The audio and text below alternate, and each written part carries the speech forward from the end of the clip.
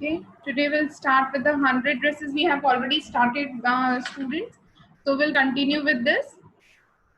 Uh, we have already read that how her leg was pulling by Peggy and Maddie. Okay.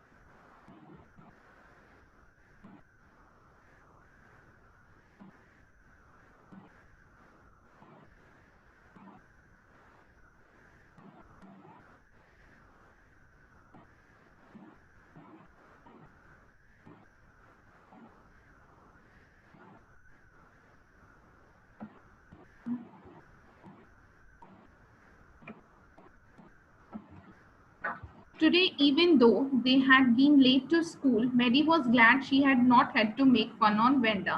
Now, हालांकि आज वो late हो चुके थे, लेकिन कहीं ना कहीं Mary was quite happy कि she was not been in the part where Peggy जो थी वो उसका मजाक उड़ाए, वेंडा का मजाक उड़ाए उस गेम में. Mary was not at all participate in this, so कहीं ना कहीं वो खुश थी.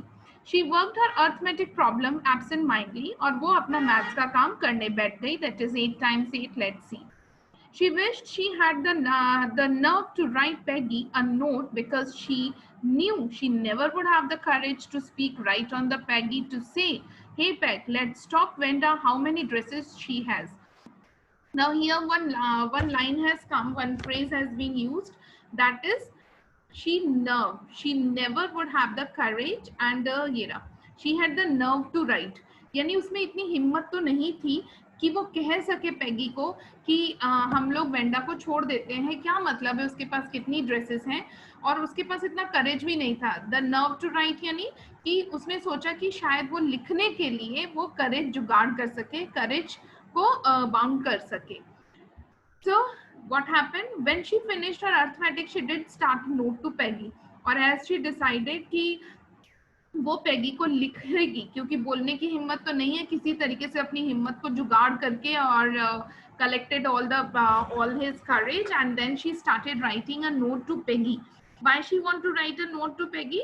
Because she just want to stop Peggy if for the just to make fun on Venda. Suddenly she paused and shuddered. Shuddered मतलब क्या होता है, सडनली वो एकदम से रुकी और थोड़ा सा घबरा गई.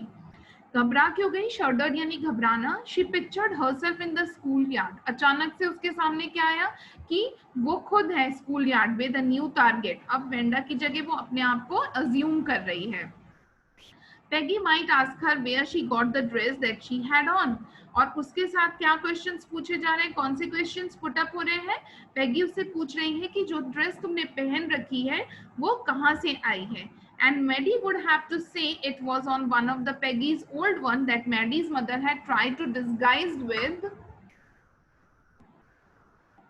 नाउ इसमें वो क्या सोच रही है कि जब अगर पैगी उससे पूछती है कि वो उसकी जो ड्रेस है वो कहाँ से आई है, तो वो वो कैसे कहेगी ये चीज कि ये जो नई जो ड्रेस मैडी ने पहन रखी है वो पैगी की पुरानी एक ड्रेस है, जिसको कि मैडी की माँ ने थोड़े से नए रिबन्स और लेस लगा के डिस्गाइज यानी भेस बदलना, उसी ड्रेस का थोड़ा सा लुक चेंज कर दिया है. New trimmings and so on in the room number 13. और वो कहती है कि किसी को भी याद नहीं है कि ये जो ड्रेस है ये पैगी की ही ड्रेस है. If only Peggy would decide of her own accord to stop having fun with Wenda. अब वो सोच रही है पैगी खुद को ही डिसाइड करना चाहिए कि वो वेंडा का पीछा और ना करे, पीछा ना करे मतलब मजाक ना उड़ाए। Oh well, Maddie ran her hand through her short blonde hair as though to push uncomfortable thoughts away.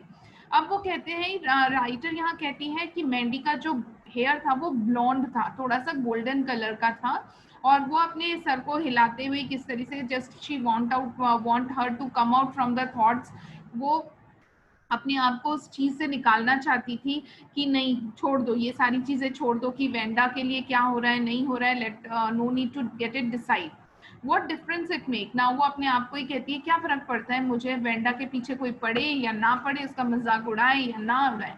Slowly Maddie tore into the bits the note she had started. और इसीलिए ये सब सोच के वो क्या करती है, जो नोट्स उसने बनाए थे वो फटाफट से उसको टीयर कर देती है। टोर यानी फाड़ना। She was Peggy's best friend and Peggy was the best liked girl in the whole room. उस क्लास में वो पेगी की बेस्ट फ्रेंड थी और पेगी को सब कोई पसंद करते थे। कुछ भी कहने का मतलब उसको ये डर था कि अगर वो कुछ भी कहती है तो क्या होगा, शायद पेगी की और उसकी दोस्ती जो है वो खत्म हो जाएगी।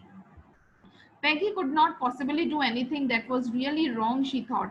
और पेगी को ऐसा लगता था कि वो ऐसा कुछ रॉन्ग कर नहीं रही है जो उसे नहीं करना चाहिए। वो वेंडा के पीछे इसीलिए पड़ी है क्योंकि वेंडा उसको झूठ कहती है। झूठ क्या कहती है कि उसके पास 100 ड्रेसेस है जो कि लाइंड अप है उसके क्लोसेट कबर्ड में। As for Venda, she was just some girl who lived up on the Boggin Heights and stood alone in the schoolyard.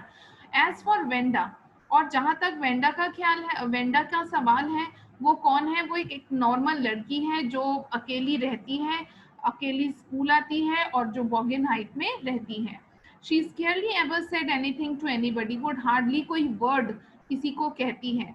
The only time she talked was in the schoolyard about her 100 dresses. वो किसके बारे में बात करती है, अगर कोई उससे पूछता है तो वो उसको किसके लिए जवाब देती है, सिर्फ अपने 100 ड्रेसेस के लिए। Maddie remembered her telling about one of her dress pale blue with the color trimmings. Maddie को याद है कि एक बार उसने एक ब्लू कलर के ड्रेस के लिए भी बात की थी। And she remembered another that was brilliant jungle green with the red sash. और एक बार वेंडा ने अपने ग्रीन कलर के ड्रेस के लिए भी बोला था जिसमें रेड कलर का सैश था। You would like a Christmas tree in that, the girls had said in the pretended admiration. Now, अब वो कहते हैं, राइटर कहता है कि जब उसने वेंडा ने अपनी ड्रेस के लिए बोला था कि उसके पास एक ब्लू कलर की ड्रेस है और एक ग्रीन विद द रेड सैश है, तो उन्होंने उसका मजाक कैसा उड़ाया था, ये कह के कि तब तो उस ड्रेस को तुम पहन के कैसी लगोगी, क्रिसमस ट्री